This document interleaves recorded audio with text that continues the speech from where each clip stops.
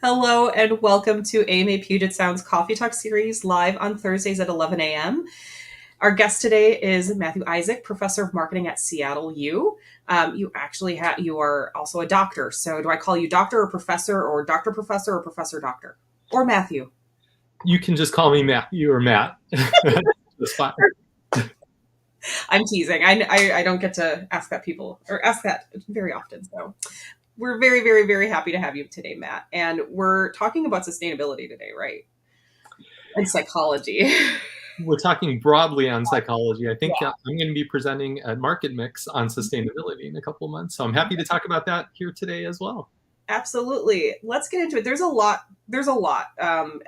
There's different parts of marketing now. Like we have neuroscience or neuromarketing, which, is kind of, I would imagine, an offshoot of psychology because why do people buy the things they buy and when they buy it? So it's a big, broad subject when it comes to psychology and marketing. So I'm really excited to learn more because I just know this much. So let's get into it. So over the past few decades, a lot of research has been conducted in behavioral economics and consumer psychology on decision making. What are the biggest learnings from all of this research? Yeah, I think there is a lot of interest, I think, in this area. So it's a fun area to be working in and doing research and teaching students on. Because I think, there has been a change. I think people are recognizing that the way we make decisions isn't perfectly rational, right? And so understanding what goes into all of these choices and decisions that consumers make is really, really important. And, early days of neoclassical economics were very focused on this idea that human beings are these rational decision makers. But behavioral economics kind of suggests, well, no, let's understand what they're doing. And it isn't that people are just blindly making irrational choices. There could be some kind of systematic bias in how they're processing information or making decisions. And I think that's the cool thing to study, what is systematically going on. So you asked about some of the big learnings. And I think, one big learning is this idea that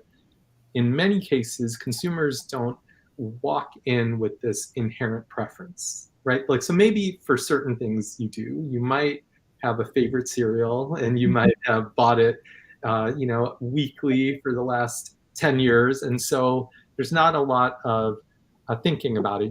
This is your favorite and you go to the store and you pick it up, right? So in that case, you do have an inherent preference. But in so many other decisions that we make, we don't have this kind of built-in inherent preference. And a lot of our preferences are what's called constructed.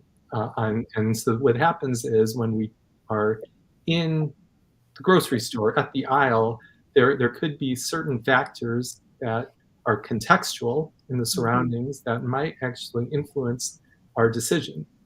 And I think that's what, a lot of the research over the last 30 years has really focused on, trying to understand what are these contextual factors that are going to be really important, and in which situations are they most likely to matter. So I think that's one big change, that I think we started to realize, and that's where understanding consumer psychology can play a big role. Absolutely. And then you throw advertising in there and you throw in people's upbringing and you throw in economic factors. And my gosh, that's not, that's some testing I don't want to deal with. There are too many other factors that it can really shift your, not perspective, but shift kind of what you're looking for, doesn't it? Yeah, I think that's right. And I think advertising is really an interesting one. It's something that I study a bit. In marketing, we talk about something called persuasion knowledge. So the idea of this is that as consumers, yes, we are receiving these inputs, this information on product packaging, on advertisements, etc. And we're not just, of course, blindly accepting it. Depending on who we are, we might be processing it at a different level. We might be thinking about the motives of the marketer in sending us this message, in customizing it in a certain way, and presenting it in a certain format. and all of that can shape our decision. And just like you said, Julie, it's possible that there are individual differences. So maybe you're really perceptive of that sort of thing, and so when a marketer says something in an ad, your first reaction is, well, I'm not so sure. I'm doubting this, Yeah. whereas someone else might accept it. And so that makes it hard, right? Because Yeah. each individual might approach it pretty differently.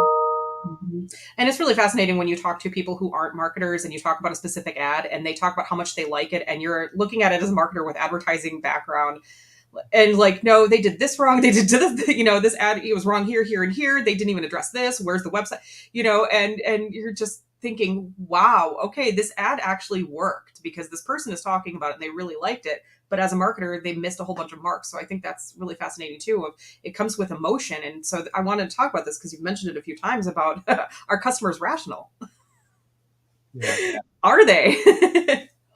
Yeah, well, no, it's a great point. I think actually two things based on what you just said. One is, and this is something for any marketer that is listening to this, I think a mistake that a lot of marketers make is sometimes they think that their consumers are going to be like them, and of course, marketers have a lot more exposure to what marketers are trying to do since they're one themselves, and they may be in a very different place or mindset than their typical consumer. And so it speaks to why you have to do the right kind of market research with the type of segment that you're actually marketing to, because I've seen a lot of cases where marketers kind of think, well, how would I react to this? What do I think about it? And that's not necessarily their target, right? And Mhm. a lot of trouble that way.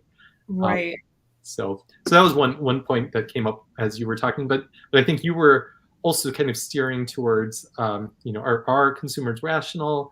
How does emotion fit in? And I think that's really interesting. Also thinking about the trajectory of advertising, because I think for a long time, advertising was very focused on functional benefits. So the idea was, let me tell you and communicate to you why this product has has these attributes that make it better than a competitor, right? And um, of course, that can be effective in certain cases, depending on the consumer. But I think what we certainly know is that consumers are influenced a lot more, in many cases, by their emotions, the sentiment that comes through, and that's why we see so many ads that don't say much about the product. They're focused on creating a connection between the brand and the consumer, and oftentimes that's emotional resonance, Mhm. and that can be a big driver of purchase. So that's certainly something we know now more than ever how important that is. Right. And the big thing that's going on right now is nostalgia marketing. It's huge. As somebody who was born, I don't want to say my age, but I was born in 1980. I'm a child of the 80s and a teen of the 90s. So I'm seeing all of these 80s and 90s, mashups and memes and everything, and explaining to my kids, okay, that's what this reference is. And especially with Stranger Things and all of the Marvel kickbacks, it gets to a point where, I don't want to be reminded anymore. But I would imagine the nostalgia, and nostalgia is not new. In fact, right before the pandemic, we had an event in Tacoma all about nostalgia marketing. And it's just fascinating because you're tugging at, like you said, with the emotion, you're tugging at that, hey, remember when you were a kid and things were great, even though things really weren't great? Buy our product. So I'm just curious, how does the nostalgia marketing affect rationality and emotion? Yeah, it's a great point. I think this gets to this idea that people a lot of times aren't purchasing products strictly for what they do, right? Like we are purchasing based on how it makes us feel. More and more, it could be related to meaning, right? Like we know that um, uh, consumers more than ever want to purchase from companies and brands that they feel share their view of society, of what is right and wrong, their ethics even, and so it gets to this idea that people are now demanding much more than product X does something, or product Y does something else, right? And I think that that relates to nostalgia marketing. So the idea there is, as a consumer, when you purchase a product that is nostalgic, that can transport you, there's work on what's called narrative transportation. And so there's this idea that you might be transported back to these times, and maybe they were better than today, possibly. And so having that kind of connection to your own past can be, really affirming. And even for parents, they might want to pass that along, right, to their children, and have their children listen to the song or hear about this product that they used when they were a child. And so that sort of connection can be driving the decision as well. So I think it is very much linked to emotion and these kinds of memories that we have, and that allows us to make a decision that's far beyond just the strict value in practical terms of the item. Absolutely. We could go on that for a while, but there are other things I want to pull out of your brain that I want to know about when it comes to consumption, and the stages of acquisition, usage, disposal. What psychological factors can affect consumer behavior in every one of those stages?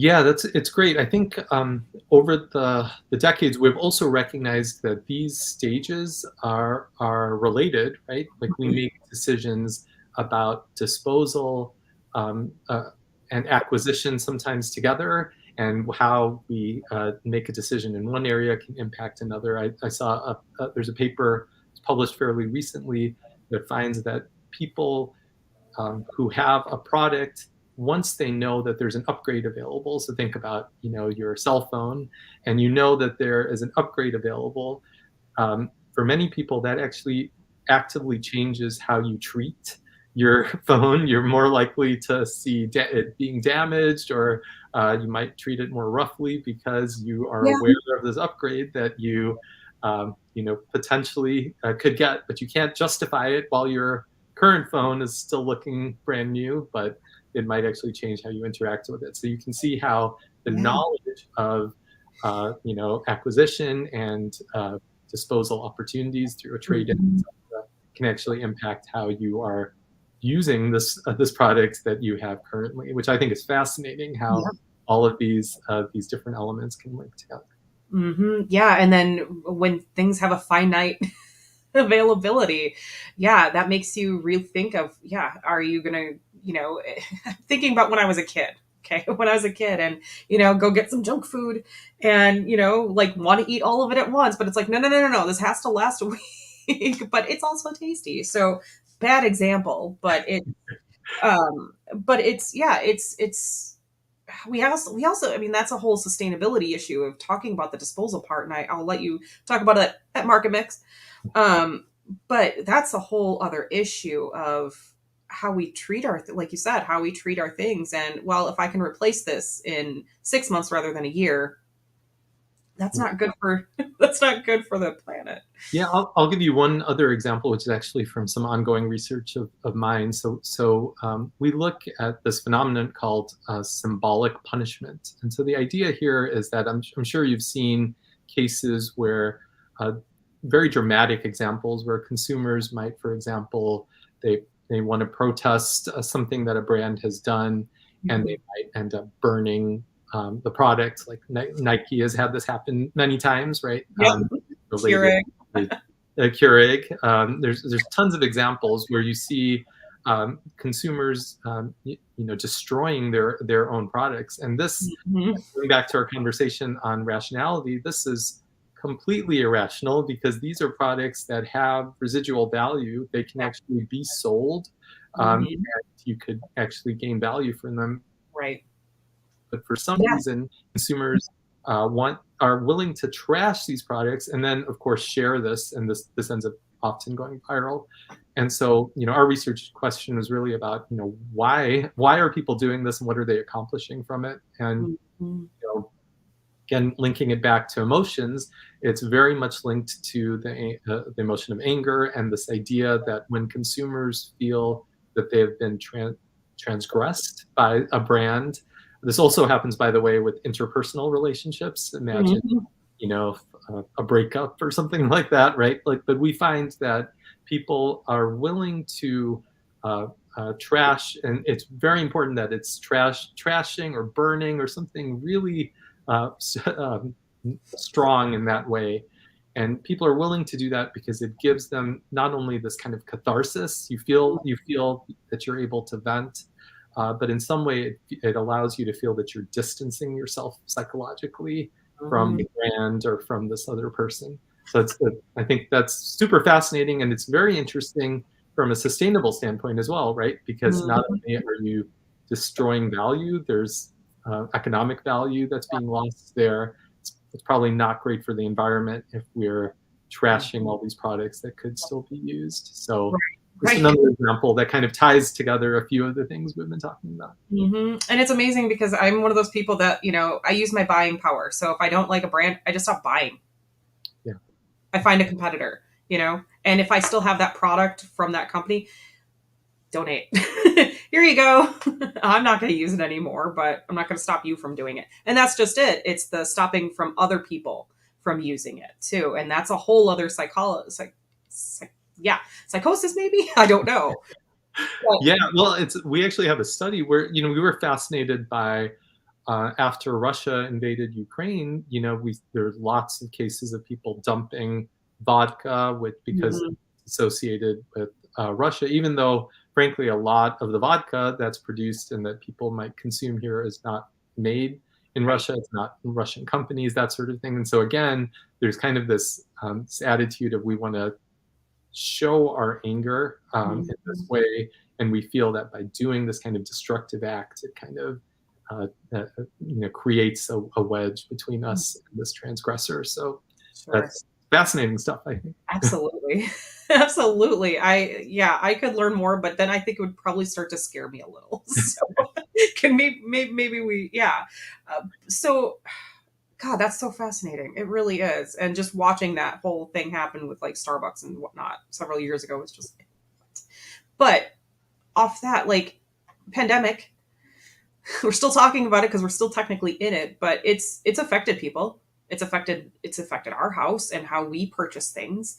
And I'm curious, how has it changed other people? I know what it's done to our family, but how is it affecting others across the board? Yeah, so I mean, I think there are certainly, you can think of certain categories and certain types of products that have and services that have been hurt more and hurt and actually done well during this time. For example, lots more people were ordering for delivery or pickup, and those kinds of trends are things that are likely to continue because people are seeing some of the benefits that they may not have realized beforehand. And also it's made marketers figure out ways to reduce frictions in some of those kinds of things and make things easier. And that's another, by the way, another fundamental finding from behavioral economics.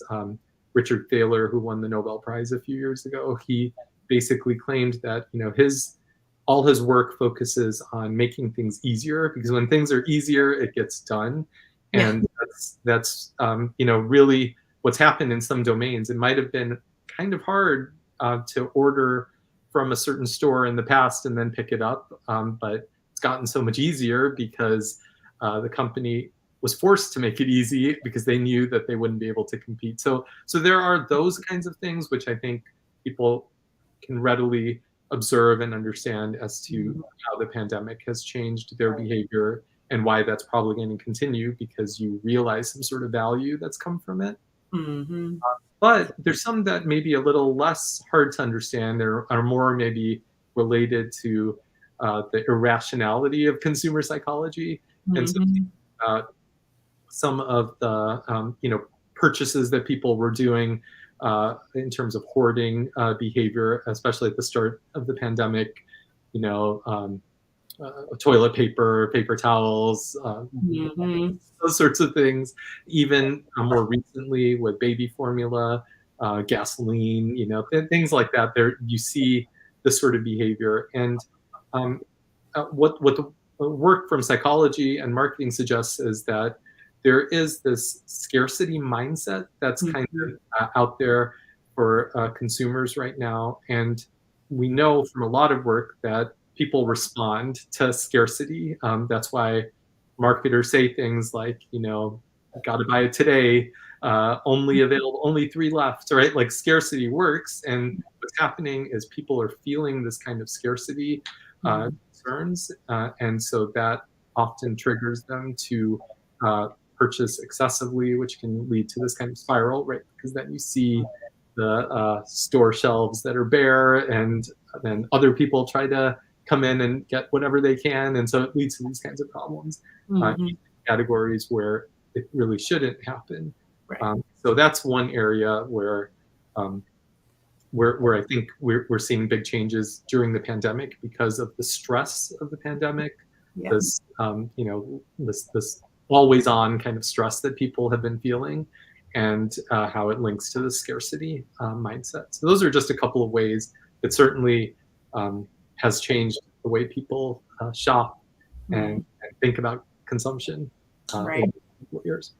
Yeah, what's really fascinating is we're talking about scarcity right now, and our previous conversation was about people burning products. And I'm curious, is there I'd like to see that Venn diagram of that type of mindset of I'm going to burn it because I don't like this product or the service or company anymore, but there's the hoarding. So I'm just curious, what does that Venn diagram look like? Yeah, that's a great point, actually. I mean, I think the answer is probably, again, goes back to what we were talking about in terms of individual differences in how we respond. I think there are some people that might realize that hoarding in this way isn't good collectively, and it probably will hurt you in the long run, whereas others are maybe more emotional, and they're making their decision one way. And likewise with the burning, there's some people like you who would, the way you would get back would be rationally, in a sense that you would try to sell the product or donate it and get some sort of. Right. Oh, I think I lost you. Oh, I think you're on mute.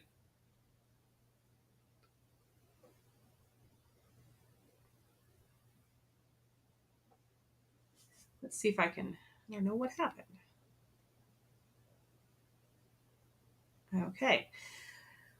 Okay. I'm getting an error message that your mic isn't connected. That's not good. All right. There we go. I think I'm back. Can you hear me? I don't know what happened. My screen did a crazy reset. I was worried it was going to shut down completely, which is never good for a live conversation. But not too bad. I hope. Did you hear most of what I just said, or should I start back? If you could start over, sorry. Oh, I can't hear you. Let me see. Uh-oh. Oh, no. Hello. Hi. I can hear you. This is why we do live shows, because you never know what's going to happen. All right, Julie, keep talking because I can't hear you at all. You can't hear me at all. Okay. Oh, no. This is never what you want, right? No. So we're going to do something fascinating. We're going to do something really fascinating. I am going to post questions to Matt in a private chat for you to answer. So which changes in consumption patterns are most likely to be permanent versus temporary? Sorry, Julie. I totally can't hear you. You can hear me though, right? Yeah. Private so chat. Crazy. Wonder if well,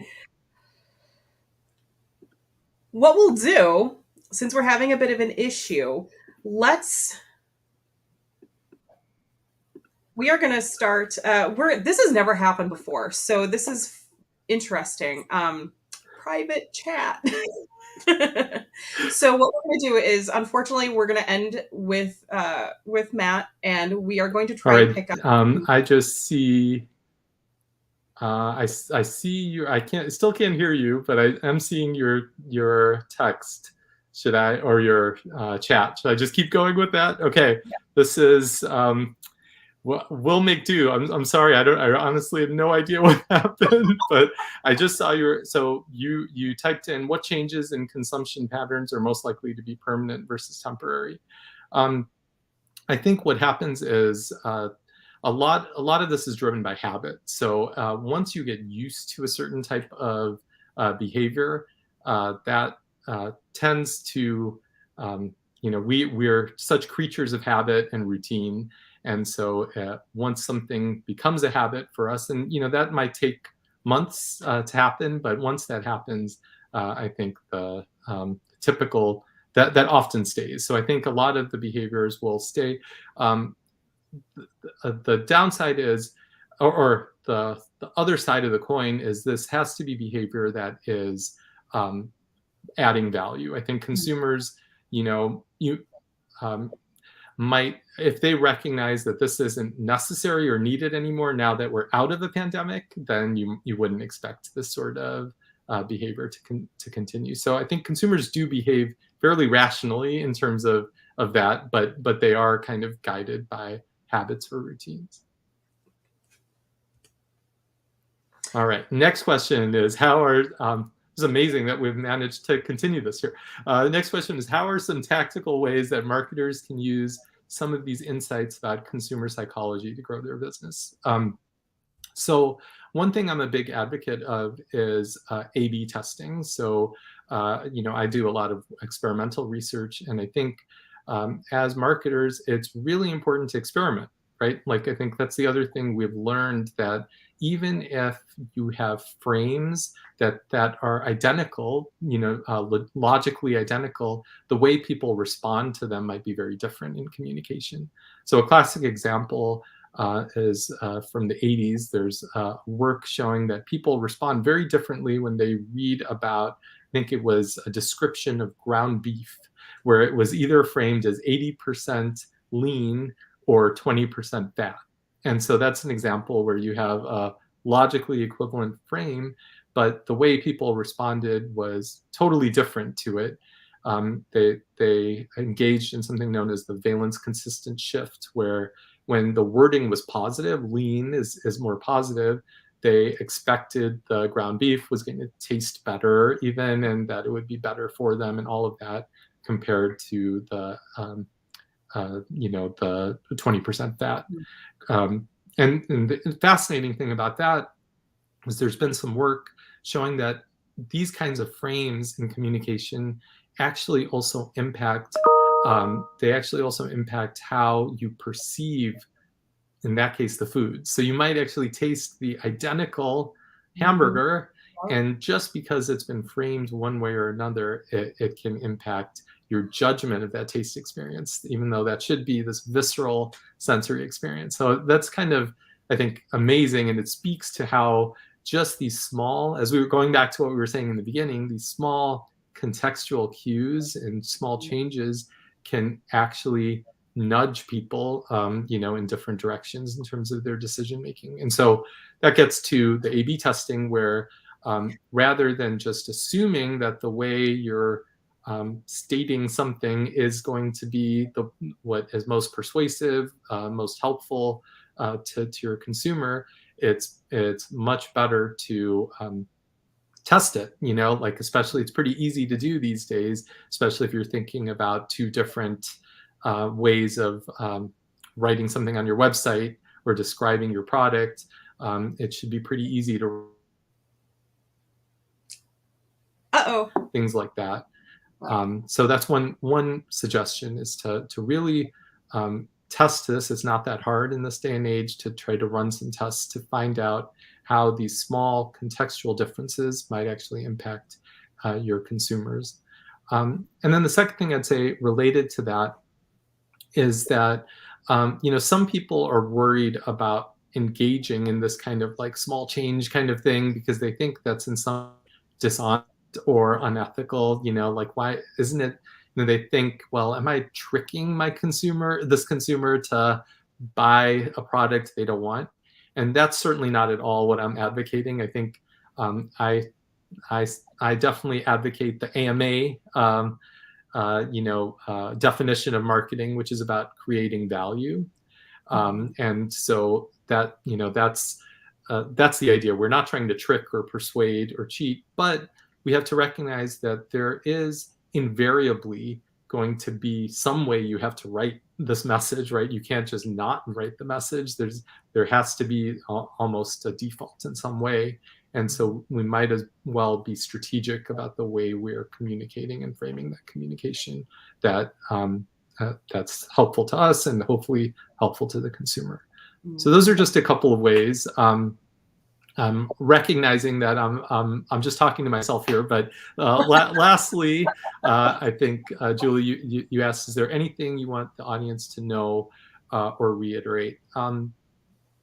Yeah, I think I'd like to, well, first just put in a plug for some of the other coffee talks that I've had a chance to listen to over the last few days. I think they're really interesting and provide a nice kind of practitioner view of some of the things that have maybe come up a bit today.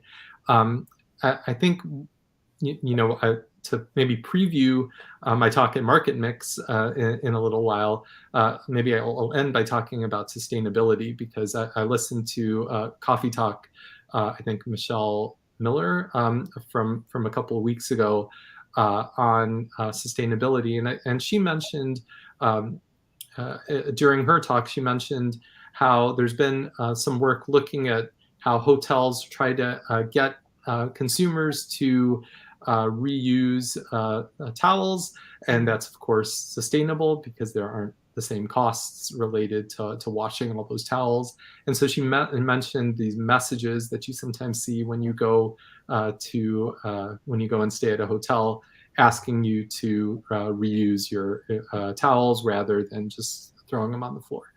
And one thing I thought I could mention that relates that to kind of a consumer psychology lens is, first, different consumers are going to respond very differently to that messaging. In her talk, she mentioned that some consumers might kind of push back and think, well, this hotel is really doesn't really care about the environment. They just want to save money because they know that if we can get people to reuse, that's going to be better for the environment. And so that may be true for some consumers, but not for all. So that's the first thing. There's variation in how consumers think about it, how knowledgeable they are about marketing tactics, how much they pay attention to it, right? You might just read the sign at face value, or you might think more deeply. And so as marketers, it's really important to kind of understand what type of consumer this may be. There's also a great paper actually related to that exact scenario, which has looked at different ways of framing communication. And that's what we've talked about, like what type of message actually gets people to reuse towels more, which would be great for the environment. An interesting finding from that work is it's very much the messaging that was most effective was related to something called social proof. And what social proof is when you tell people, that other people are doing this sort of behavior. So when you communicate that 80% of people staying at this hotel have done this kind of behavior, that was far more effective than guilt tripping people into telling them about, how much damage is caused by people to the environment by people, only using towels once. And that was a classic A/B type experiment where they looked at lots of different frames and they found which one actually had the greatest impact on behavior.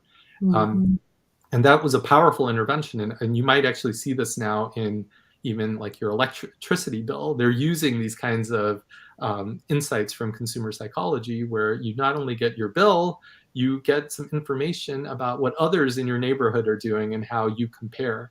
And we know that kind of comparison is a big driver. So that was just one example in the sustainability space, but I hope that clarifies how all of these different aspects of consumer psychology can kind of fit together to help marketers make better decisions and help their consumers. Perfect. That is great. Right. Awesome. Yeah. Thank you, Julie. I apologize for the audio for the last 15 minutes. It happens. Thank you so much. yeah, check out Matthew at Market Mix next month, linked below. And we have all of his information linked below, and sending him a private message. Thank you. Thank you, Julie. Thank you. Have a great day.